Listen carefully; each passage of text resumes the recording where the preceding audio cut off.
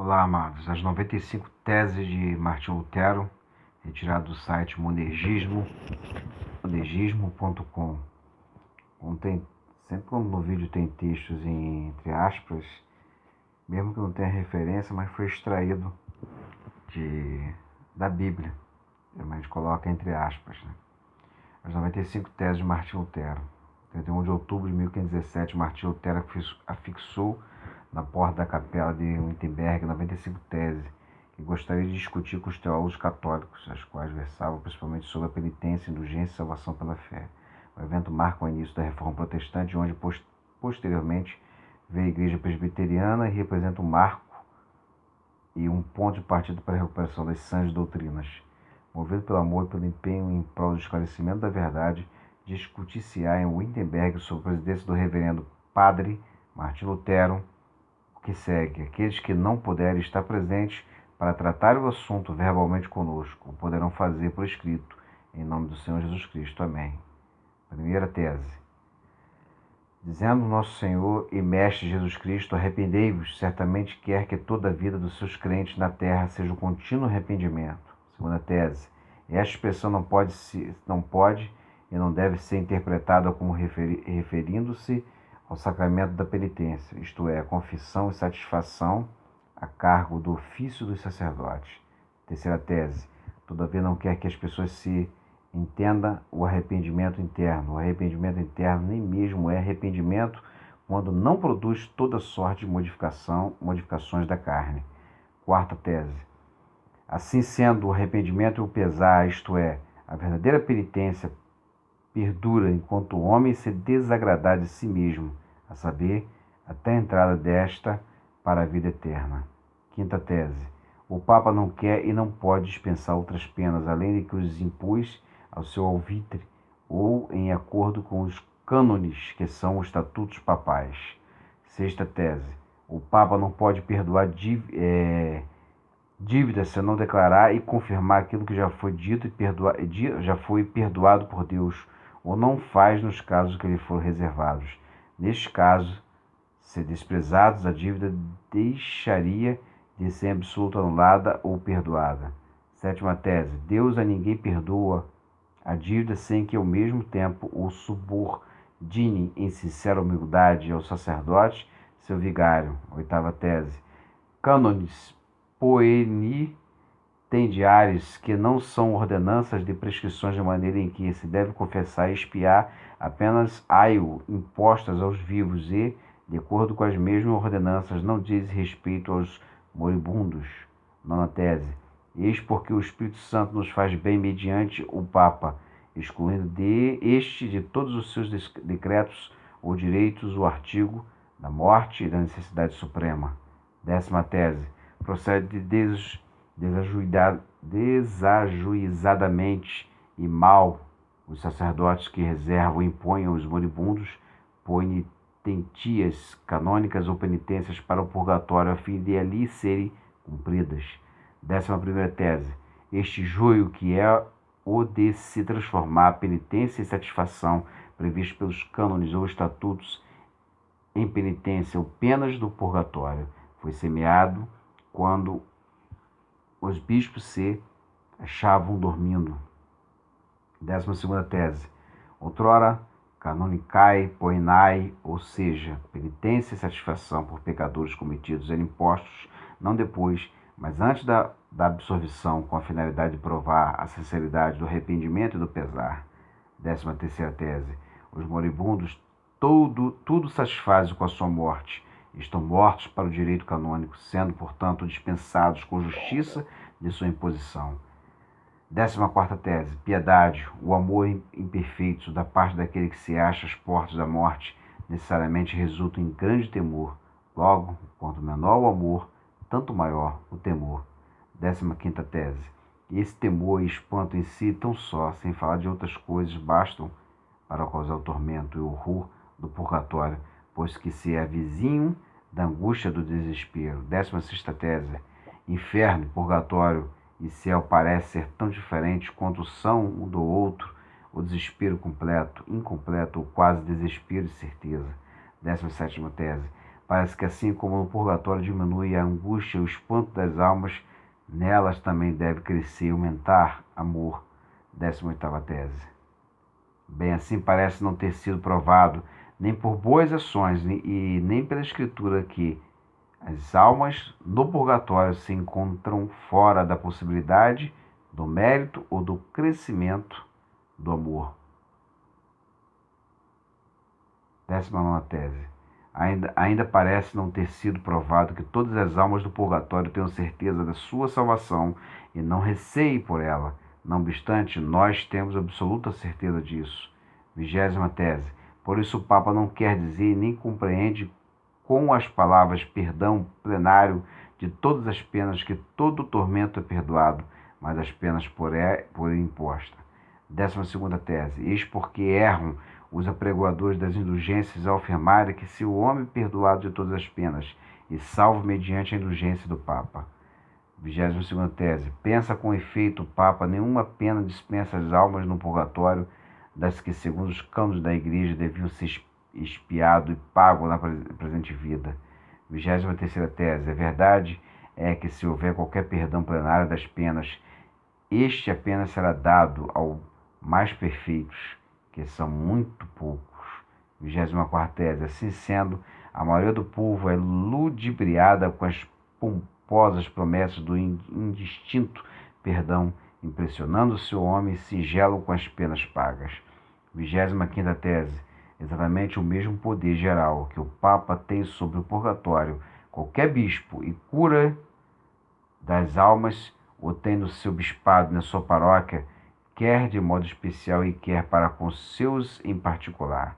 26ª tese. O Papa faz muito bem em não conceder às almas o perdão em virtude do poder das chaves, ao qual não possui, mas pela ajuda ou forma de intercessão. 27ª tese. Prego futilidades humanas quanto alegam que no momento em que a moeda soa ao cair na caixa, a alma se vai do purgatório. 28ª tese.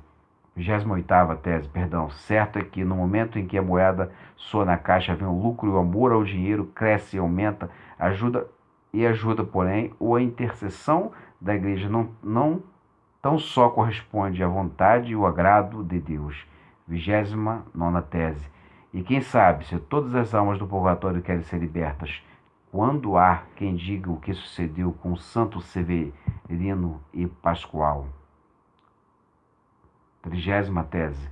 Ninguém tem certeza da suficiência do seu arrependimento e pesar verdadeiros, muito menos certeza pode ter de haver alcançado pleno perdão dos seus pecados. 31ª tese. Tão raro como existe alguém que possui arrependimento e pesar verdadeiros, tão raro também é aquele que verdadeiramente alcança a indulgência, sendo bem poucos os que se encontram. 32ª tese. Irão para o diabo juntamente com seus mestres aqueles que julgam obter certeza de sua salvação mediante breves de indulgências. 33ª tese.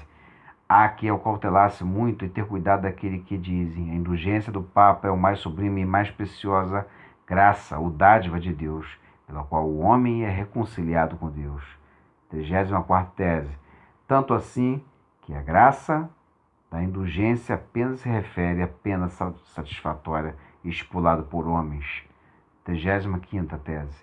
Ensino de maneira ímpia quanto alego que aqueles que querem livrar almas do purgatório ou adquirir breves de confissão não necessitam de arrependimento e pesar. 36ª tese. Todo e qualquer cristão que se arrepende verdadeiramente dos seus pecados sente pesar por ter pecado de pleno perdão da pena e da dívida, perdão esse que lhe pertence mesmo sem breve de indulgência. 37ª tese. Todo e qualquer cristão verdadeiro, vivo ou morto, é participante de todos os bens de Cristo e da Igreja, dádiva de Deus, mesmo sem breve de indulgência. 38ª tese. Entretanto, você não deve desprezar o perdão e a distribuição por parte do Papa, pois, conforme declarei, o seu perdão constitui uma declaração do perdão divino. 39ª tese. É extremamente difícil, mesmo para os mais doutos teólogos, exaltar diante do povo, ao mesmo tempo, a grande riqueza da indulgência e o contrário, o verdadeiro arrependimento e pesar. 40ª tese. O verdadeiro arrependimento e pesar buscam e amam o castigo, mas a profusão da indulgência livra das penas e faz com que se as aborreça, pelo menos quando há oportunidade para isso. 41ª tese. É necessário pregar cautelosamente sobre a indulgência papal para que o homem singelo não julgue erroneamente ser a indulgência preferível às demais obras de caridade, ou melhor do que elas. 42ª tese. Deve-se ensinar aos cristãos não ser pensamento e opinião do Papa que a inquisição de indulgência de alguma maneira possa ser comparada com qualquer obra de caridade. 43ª tese. Deve-se ensinar aos cristãos a proceder melhor quem dá aos pobres ou empresta aos necessitados do que os que compram indulgências. 44ª tese. É que pela obra de caridade cresce o amor ao próximo e o homem torna-se mais piedoso. Pelas indulgências, porém, não se torna melhor, senão mais seguro e livre da pena. 45ª tese. Deve-se ensinar aos cristãos que aquele que viu seu próximo padecer necessidade e, a despeito disto, gasta dinheiro com indulgências, não adquire indulgência do Papa, mas provoca a ira de Deus. 46ª tese. Deve-se ensinar aos cristãos que, se não tivessem fartura, fiquem com o necessitado para casa e de maneira nenhuma se esbanjem com indulgências. 47ª tese. Deve-se ensinar aos cristãos se a compra de indulgências livre e não ordenada. 48ª tese. Deve-se ensinar aos cristãos que, se o Papa precisa conceder mais indulgências, mas necessita de uma oração fervorosa do que de dinheiro. 49ª tese. Deve-se ensinar aos cristãos serem muito boas as indulgências do Papa, enquanto o homem não confiar nelas, mas muito prejudiciais quando, em consequência delas, se perde o temor de Deus. 50ª tese. Deve-se ensinar aos cristãos que, se o Papa tivesse conhecimento da traficância dos apregoadores de indulgências, preferiria ver a Catedral de São Pedro ser reduzida a cinza a ser edificada com a pele, a carne e os ossos de suas ovelhas. 51ª tese. Deve-se ensinar aos cristãos que o Papa, por dever seu, preferia distribuir o seu dinheiro aos que em geral são despojados do dinheiro pelos apregoadores das indulgências, vendendo, se necessário fosse, a própria Catedral de São Pedro. 52ª. Comete-se injustiça contra a palavra de Deus quando, no mesmo sermão, se consagra tanto ou mais tempo à indulgência do que à pregação da palavra do Senhor.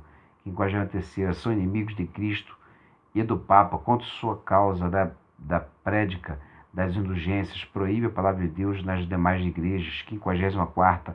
Esperar ser salvo mediante breves da indulgência é vaidade, mentira, mesmo sendo comissadas as indulgências, mesmo se o próprio Papa oferecesse sua alma como garantia. 55ª tese. A intenção do Papa não pode ser outra do que celebrar a indulgência, que é a causa menor, com um sino, uma pomba e uma cerimônia, enquanto o Evangelho, que é essencial, importa ser anunciado mediante sem sinos, sem tenas de pompas e solenidade. 56ª tese. Os tesouros da Igreja, dos quais o Papa tira e distribui as indulgências, não são bastante mencionados e nem suficientemente conhecidos na Igreja de Cristo. 57ª tese. Que não são bens temporais, é evidente, porquanto muitos pregadores a estes não distribuem com facilidade, antes os ajuntam. 58ª tese. Tampouco são os merecimentos de Cristo e dos santos, porquanto esses sempre são eficientes e, independentemente do Papa, operam a salvação do homem interior e a sua cruz, a morte e o inferno para o homem exterior. 59ª tese. São Lourenço aos pobres chamava tesouros da igreja, mas no sentido em que a palavra era usada na sua época.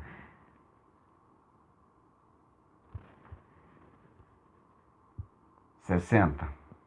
Afirmamos com toda a base, com boa razão, sem temeridade ou leviandade, que estes tesouros são as chaves da igreja e ela dado pelo merecimento de Cristo. 61. É evidente que, para o perdão das penas e para a absolvição, em determinados casos, o poder do Papa por si só basta. 62. O verdadeiro tesouro da Igreja é o Santíssimo Evangelho da glória e da graça de Deus. 63. Esse tesouro, porém, é muito desprezado e odiado, porquanto faz com que os primeiros sejam os últimos. 64. Enquanto isso, o tesouro das indulgências é sabiamente o mais apreciado, porquanto faz com que os últimos sejam os primeiros. 65. Por essa razão, os tesouros evangélicos outrora, foram as redes com que se apanhavam os ricos e abastardos. 66. O tesouro das indulgências, porém, são as redes com que hoje se apanham as riquezas dos homens. 67. As indulgências, apregoadas pelos seus vendedores com a mais sublime graça, de certo assim são considerados porque lhes trazem grandes proventos. 68. Nem por isso, semelhante indulgência não deixa de ser a mais íntima graça comparada com a graça de Deus e a piedade da cruz. 69. Os bispos e os sacerdotes são obrigados a receber os comissários das indulgências apostólicas com toda a reverência. 70. Entretanto, tem muito maior dever de conservar abertos os olhos e ouvidos para que estes comissários, em vez de cumprir as ordens recebidas do Papa, não preguem seus próprios sonhos. 71. Aquele, porém, que se insurgir contra as palavras insolentes e arrogantes dos apregoadores das indulgências, seja abençoado. 72. Quem levanta sua voz contra a verdade das indulgências papais é excomungado e maldito. 73. Da mesma maneira em que o Papa usa da justiça ao fulminar com a excomunhão os que, em prejuízo do comércio das indulgências, procede astuciosamente. 74. Muito mais deseja atingir com o desfavor e a excomunhão aqueles que, sob o pretexto de indulgência, prejudiquem a santa caridade e a verdade pela sua maneira de agir. 75. Considerar as indulgências do Papa tão poderosa a ponto de poder observar alguém dos pecados, mesmo que coisa impossível, tivesse desonrado a mãe de Deus, significa ser demente. 78. Bem ao contrário, afirmamos que a indulgência do Papa, nem mesmo o menor pecado venial pode anular o que diz respeito à culpa que constitui. 77. Dizer que mesmo São Pedro, se agora fosse Papa, não poderia dispensar maior indulgência, significa blasfemar São Pedro e o Papa. 78. Em contrário, dizemos que o atual Papa e todos os que sucederam é detentor de muito...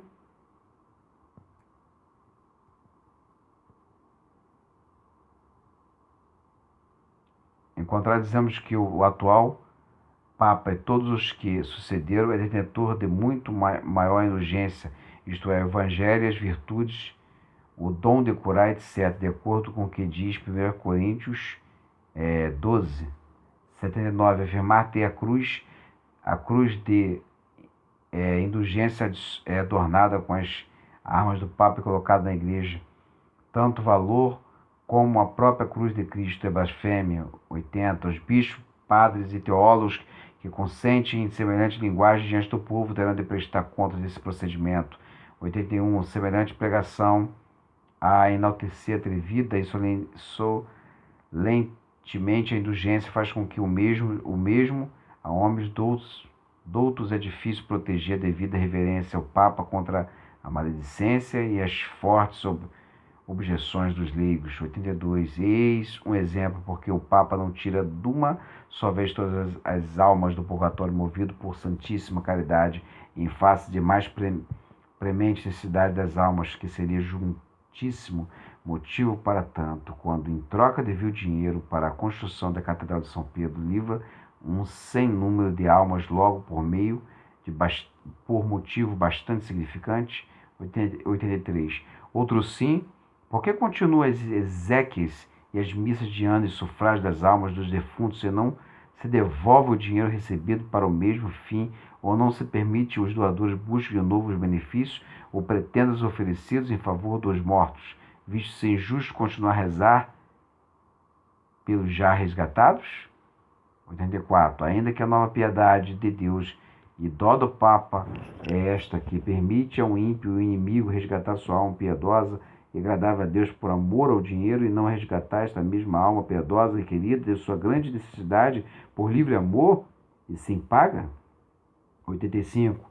Ainda porque os cânones de penitência, que de fato faz muito caducar e morrer pelo seu desuso, tornam a ser resgatados mediante dinheiro em forma de indulgência, como se continuassem bem vivos e em vigor. 86. Ainda porque Porque o Papa, cuja fortuna hoje é mais principesca do que a de qualquer credo, não prefere edificar a Catedral de São Pedro de seu próprio bolso, em vez de o fazer com dinheiro de fiéis pobres? 87. Ainda que o que parte concede o Papa do dinheiro proveniente de indulgências, ao que, pela penitência completa, assiste o direito à indulgência plenária? 88. Afinal, que maior bem poderia receber a Igreja se o Papa, como já o faz 100 vezes ao dia, concedesse a cada fiel semelhante dispensa e participação da indulgência ao título gratuito? 89. Visto o Papa visar mais a salvação das almas do que o dinheiro, por que revoga os breves da indulgência outrora por eles concedidos, aos quais atribuía as mesmas virtudes? 90. Refutar esses argumentos sagazes dos leigos pelo uso da força e não mediante argumentos da lógica significa entregar a Igreja e o Papa à zombaria dos inimigos e desgraça aos cristãos. 91. Se a indulgência fosse apregoada segundo o espírito e sentido do Papa, aqueles receios seriam facilmente desfeitos, nem mesmo teriam surgido. 92. Fora, pois, com todos estes profetas que dizem ao povo de Cristo, paz, paz, e não há paz. 93. Abençoados sejam, porém, todos os profetas que dizem a grei de Cristo, cruz, cruz, e não a cruz. 94. Admoestem-se aos cristãos a que se empenhem em seguir a sua cabeça Cristo, através do padecimento, morte e inferno. 95. Assim e assim, espere mais entrar no reino dos céus através de muitas tribulações do que facilitados diante de consolações infundadas. Foram as 95 teses de Martinho Lutero, da Reforma Protestante, que ele bateu de frente com as indulgências, que se apegou em Romanos 1, 16 e 17, que a salvação é pela fé. As indulgências basicamente fazia as pessoas, os ricos compravam um pedacinho do céu, um lugar lá no céu, pagavam para tirar as almas do purgatório e levar para o céu, para parar de sofrer. A pessoa tinha que pagar para tirar o morto, um ente querido que provavelmente, supostamente estava no purgatório sofrendo, tinha que pagar para ir para o céu. Quando a moeda caía na caixinha, a alma lá era salva, né? Saía do purgatório para o céu. E a salvação é praticamente ali comprada ali pelo Papa, pelos líderes daquela época da igreja. Então ele bateu de frente, pregoando essas 95 teses, e foi profundamente criticado e perseguido, ok? Muito obrigado, compartilhe esse vídeo nas redes sociais. Se você gostou, forte abraço. Fique com Deus.